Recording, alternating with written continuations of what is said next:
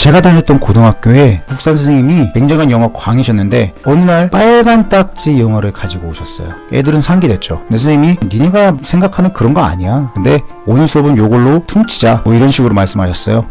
그 영화에 대한 기억은 딱 두 가지가 남아있었어요. 하나는 군대 간 남자들이 자신의 아랫도리를 잡고서는 위아래로 흔들면서 노래를 부르는 장면이 있었어요. 그 노래도 되게 이상했어요.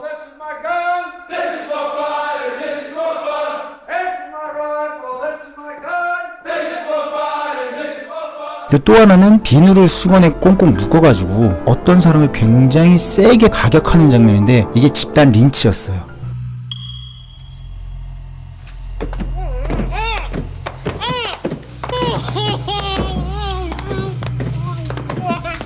그리고 마지막에 남은 한 사람이 때려야 하나 말아야 되나 굉장히 고민하다가 결국에는 다른 사람보다 더 많이 때리는 장면을 보고 굉장히 놀랬거든요. 반 친구들은 첫 번째 장면을 잊지를 못했어요. 그래서 그런지 체육 시간 끝나고 옷 갈아입을 때 애들 막 한 줄로 서가지고 막 그 노래를 부르고 그랬어요. 똑같이 따라하면서. 근데 저는 두 번째 장면이 영화뿐만이 아니고 제 삶 속에서 굉장히 크게 충격적으로 작용을 했어요. 그리고 이 영화가 뭔지 얼마 전에 그 영화를 보면서 알았어요. 풀메탈 자켓이라는 영화더라고요. 이 풀메탈 자켓 같은 경우에는 지옥의 묵시록처럼 베트남 전쟁의 참혹상 그리고 미국에 대한 반성을 이야기하는 영화예요. 스탠리 큐브릭 감독이 시계탭 오렌지에서 보여줬었던 6.8 혁명 그리고 전 세계인들이 베트남 전쟁에 참전하는 것에 대해서 깊은 유감을 표현했었던 그런 모습들의 연장선이라고 저는 생각을 하고 있습니다. 이 때문인지 몇몇 할리우드 감독들은 베트남 전쟁의 참혹함에 대해서 이야기하는 영화를 굉장히 많이 만들었어요. 지옥의 묵시록을 시작으로 해서 람보 1, 플래툰 그리고 지금 말씀드리는 풀메탈 자켓까지. 참고로 지옥의 묵시록 같은 경우에는 베트남 전쟁 종료가 1976년인데 3년 후인 1979년에 개봉을 했어요. 그러니까 베트남 전쟁이 끝나고 얼마 안 있다 바로 만들기 시작했다는 거죠. 그만큼 베트남 전쟁이 미국인들에게도 전 세계적으로도 부정적인 시각을 바라볼 수밖에 없는 사건이었다. 이거를 잠깐 말씀드리고요. 한국에서도 베트남 전쟁에 관련돼서 이야기한 영화들이 좀 있어요.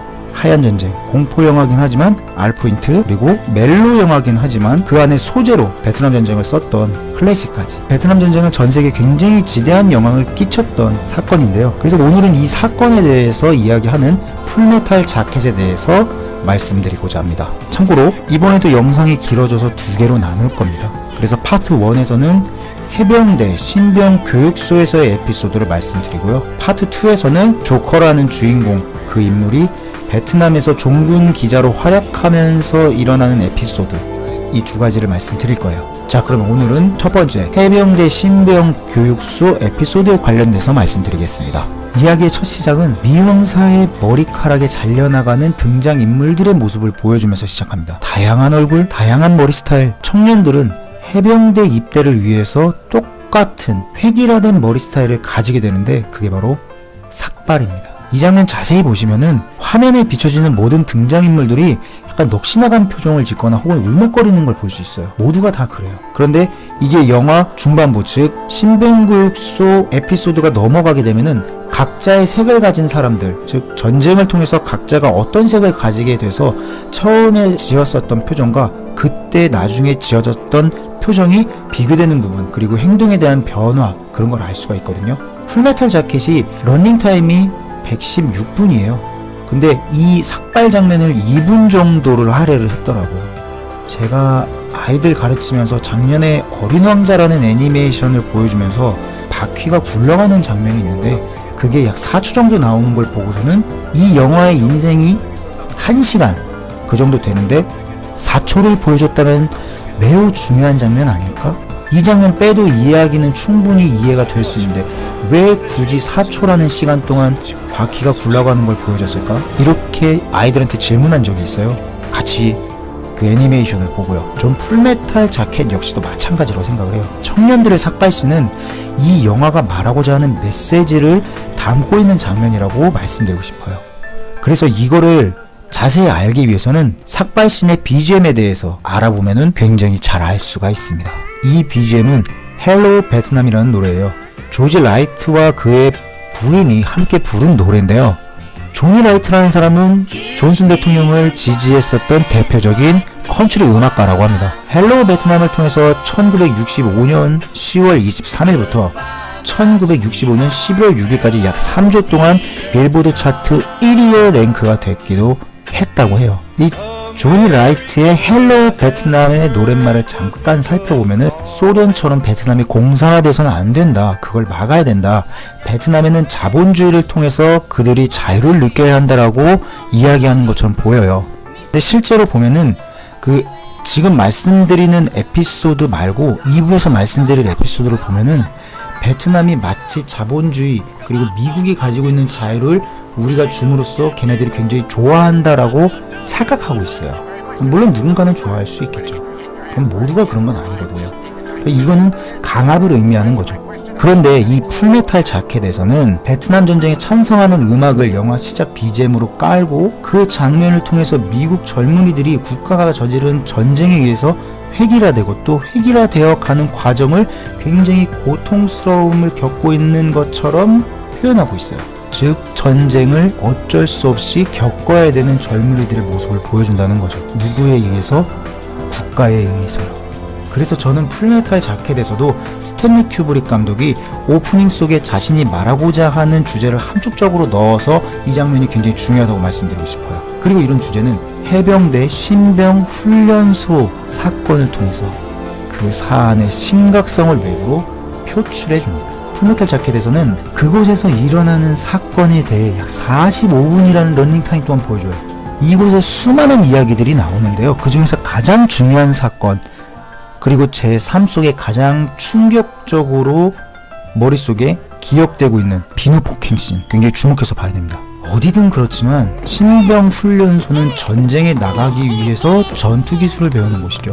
개인의 개성 따위는 철저하게 무시되는 곳입니다. 잠시 사족을 달면은 개인적으로 한국 군대의 실정을 조금이라도 이해하고 싶은 분이 계시다면은 풀메탈 자켓을 처음부터 한 50분 정도만 보시기를 추천드려요. 뭐 이런 진짜 사나이라든가 혹은 뭐 무한도전에 나왔었던 것들, 뭐 현재 군대는 어떨진 모르겠지만 군 생활, 군대에서 살아가는 한국 남자들에 대해서 조금이라도 이해해보고 싶다 그러면 전 풀메탈 자켓 50분 정도만 보시는 거를 추천드리고 싶어요.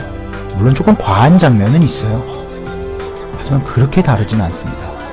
그리고 이 장면이 굉장히 거친 단어들이 많이 나와요.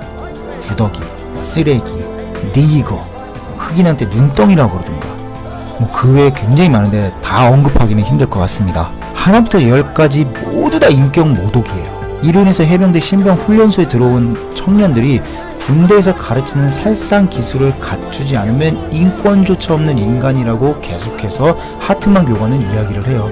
물론 그들의 부모까지도. 그런데 사실은 이 살상 기술은 전역을 하는 순간 아무 쓸모도 없는 것들이거든요. 그럼 이 살상 기술 누굴 위해 배우는 것일까? 그래서 저는 이렇게 생각합니다. 해병대 신병 훈련이라는 이름으로, 베트남 전쟁이라는 이름으로 청년들을 획일화시키고 정형화시키는 거에 대해서 그 젊은이들이 굉장히 큰 고통을 받았다라고 스탠리 큐브릭 감독이 이야기하는 것 같아요. 그래서 제가 아까 전에 50분까지 보시라고 하는 거고, 한국 군대 역시도 이와 유사한 장면들을 많이 보여주고 있기 때문에 전부 다 보기가 너무 힘드신 분들은 몰입도도 강하니까 한 50분 정도만 보시기를 추천드리고 싶어요. 특히 백민 장면이 있는데 특무상사 하트만 교관이 단 한 번의 편집도 없이 신병들을 갈구는 장면이 나옵니다.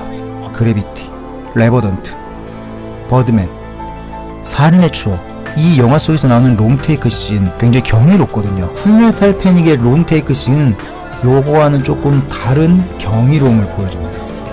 자, 요 부분에 주목해서 한번 보시는 것도 괜찮으실 것 같습니다. 그리고 이 신병 훈련소 사건 중심에 로렌스라는 인물이 있어요. 이 배우 몰랐는데 어마어마한 분입니다. 이분이 지금까지도 활동을 엄청나게 많이 해주고 계시거든요. 우리가 봤었던 큰 영화, 큰 드라마 속에서 굉장히 핵심적인 배역을 많이 맡으셨던 분이에요. 그래서 이분도 나오니까 한번 봐보셨으면 좋겠어요. 잘잘나무는 떡잎부터 알아본다고 그랬는데 이번 풀메탈 자켓에서 로렌스 역을 맡았던 이 배우 소름 끼칠 정도입니다. 참고로 로렌스는 전형적인 고문관 스타일이에요. 그는 군대 문화에 전혀 적응을 못하는 사람이고요. 그의 행동은 늘 사람들을 괴롭힙니다. 그로 인해서 사람들은 고통을 받고요. 그러던 어느 날 로렌스는 동료들에게 집단 린치를 받고 새로운 사람으로 다시 태어납니다. 그런데 이상 증세를 보여요. 소총하고 막 대화를 해요. 이를 이상하게 바라본 주인공 조커가 주변 사람들한테 이걸 말하는데 걔는 맨날 사고뭉치였거든요. 그래서 아무도 관심을 갖지 않습니다. 그렇게 시간이 지나면서 로렌스는 누구보다 훈련에 열심히 참가하고 누구보다 훌륭하게 성과를 냅니다. 그리고 각자 부대를 배정받는 날 로렌스는 엄청나게 큰 일을 저지르게 됩니다. 저는 이 장면 보면서 전교 1등 한 뒤에 자살한 우리나라 한 학생이 떠올랐어요. 영화의 제목이자 주제인 풀메탈 자켓. 로렌스는 자신이 전에 풀메탈 자켓이라고 말을 해요. 이 말을 해석하면은 외피 전체가 구리로 돼 있다 라고 이렇게 해석할 수가 있대요. 구리는 다들 아시겠지만 어린아이의 손으로도 쉽게 구부러질 수 있는 물질이고 인간의 삶 속에서 안 쓰이는 곳이 없는 광물이죠. 우리는 구리로 전설줄도 만들고 탄피도 만들고 또 금관악기도 만들어요. 아직 여물지 않는 미국 청년 로렌스, 그리고 영화 초반에 머리카락이 잘려나간 청년들, 구리와 이들이 같은 모습을 보여주는 건 아닐까요? 저는 그렇게 생각을 합니다. 미국은 그 청년들을 살인병기로 만들었어요. 어떤 물질로도 만들 수 있는 구리인데 그걸 총알을 담는 탄피로 만든 거죠. 사람을 죽일 탄피를 만든 거예요, 그 구리로. 그런데 청년들 역시도 마찬가지죠. 자신들이 만들 수 있는 무한한 미래가 있는데 그들은 해병대라는 곳을 통해서 살상병기로 만들어집니다. 왼손잡이를 왼손잡이로서 할 수 있는 걸 해야 되는데 근데 왼손잡이를 억지로 오른손을 쓰게 만들면 이거는 개인적으로도 사회적으로도 굉장히 큰 문제가 발생할 거거든요. 베트남 전쟁은 그걸 말해주고 있고 풀메탈 자켓이라는 영화도 그걸 말해준다고 생각합니다. 과거 우리는 베트남 전쟁을 로렌스처럼 대했어요. 미국의 청년들은 로렌스였어요. 그런데 그들을 로렌스처럼 개조를 시켜버린 거죠. 그러니까 미국은 베트남 전쟁에서 패할 수밖에 없었죠. 그래서 이 영화는 그걸 말해주고 있는 건 아닌가 하는 생각이 들었습니다. 왜 초반에 헬로 베트남이라는 노래를 BGM으로 깔면서 청년들의 삭발 장면을 넣었는가? 왜 청년들을 그렇게 희생시켰는가? 왜 억지로 그렇게 바꿨는가? 미국은 고작 그것밖에 안 되는 나라였나? 스탠리 큐브릭 감독은 이와 같은 메시지를 전달하고 있다고 저는 생각을 합니다. 그래서 첫 번째 파트 영상 여기서 마치도록 하고요. 두 번째 파트 영상, 조커라는 주인공 그 인물이 종군기자가 되고 또 병장으로 진급이 된 이후에 그가 겪는 베트남 전쟁의 참혹상, 그것에 대해 이야기하는 것은 조만간 제작하여 만나 뵙도록 하겠습니다. 영상 여기서 마치겠습니다. 감사합니다.